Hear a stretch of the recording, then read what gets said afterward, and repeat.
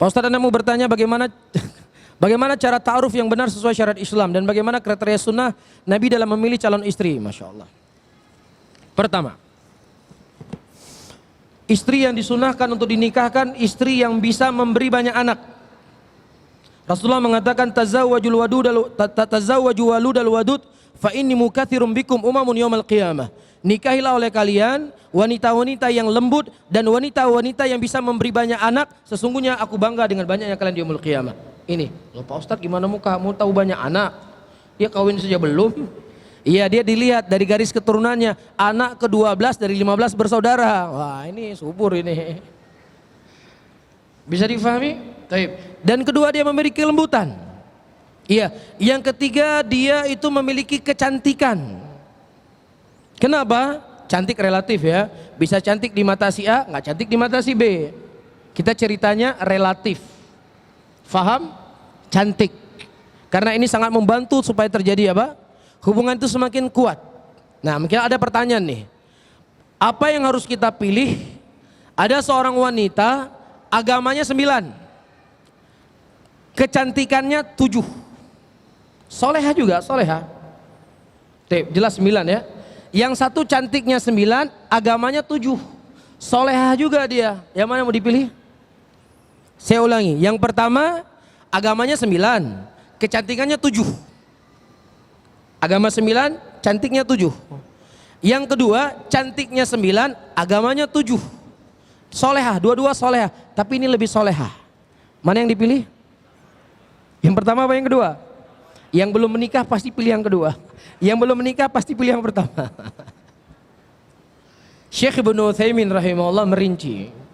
Kalau seandainya seseorang pokoknya saya yang paling penting cantik aja. Kalau kesolehan gampang, nanti kan saya bisa bawa pengajian. Di Masjid Astra sering ada rutin pengajian, rumah saya kebetulan dekat. Saya sering bawa ke situ supaya lebih kuat imannya. Yang penting saya pokoknya cantik aja. Kata Syekh, dia cari yang cantik.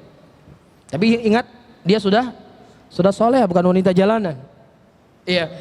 Kalau seandainya saya nggak penting kecantikan, yang penting buat saya inner beauty-nya. Iya, pilih yang kuat agamanya. Bisa difahami?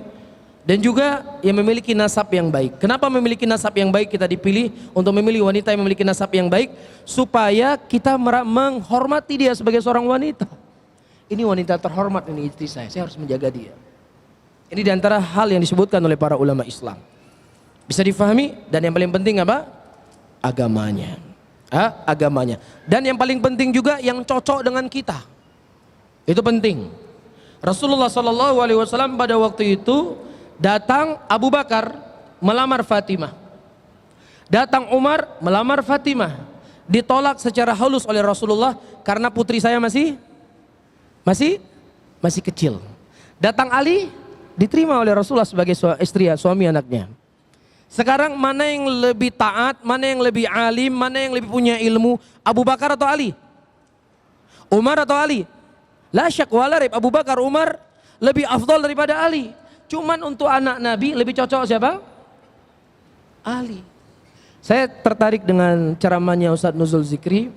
Beliau mengatakan ada orang tua terkadang nyari anaknya, menantu anaknya hafal Quran. Memang bapak mau buka pesantren, mau jadi imam masjid. Ya, bapak milih anak menantu bapak, bukan jadi imam masjid. Jadi pilih mana yang cocok. Bisa difahami ya? Ini dalilnya apa yang saya sebutkan tadi. Rasulullah nggak memilih beliau memilih Ali. Umar, Abu Bakar lebih afdal, lebih baik. Tapi Ali yang lebih cocok. Bisa difahami ya? Jadi jangan dipaksa-paksa, terlalu dipaksa. Asal dia soleh, soleha, cocok, ya sudah. Bisa difahami? Wallahu a'lam bishawab. Bagaimana cara ta'aruf? Ya antum telepon orang tuanya. Saya ingin ta'aruf dengan anak bapak. Kapan saya bisa nazar? Selesai. Ya, jangan chattingan, WhatsAppan dan lain sebagainya, justru memunculkan apa? Fitnah. Di awal saja kita sudah berbuat hal-hal yang diharamkan oleh Allah. Ditakutkan Allah nggak memberikan keberkahan dalam kehidupan kita.